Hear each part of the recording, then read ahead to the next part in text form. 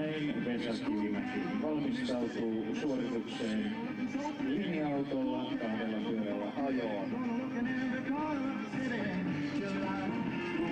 Ja siitä lähdetään rampille. Pyörät nousevat sinne rampille ja auto kahdelle pyörälle.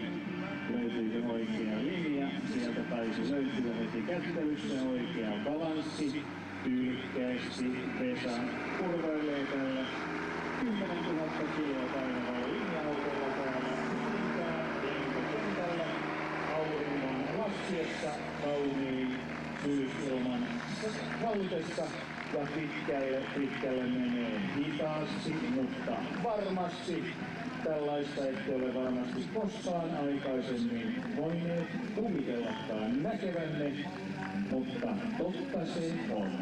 Ainoa mies Euroopassa, joka tekee tällaista ohjelmaa, hän on täällä tänään. Tällaista ei ole nähty edes James Bond-filmeissä. Hän on taitoajon maailman mestari, Crazy Vesa. Vesa Kivimäki!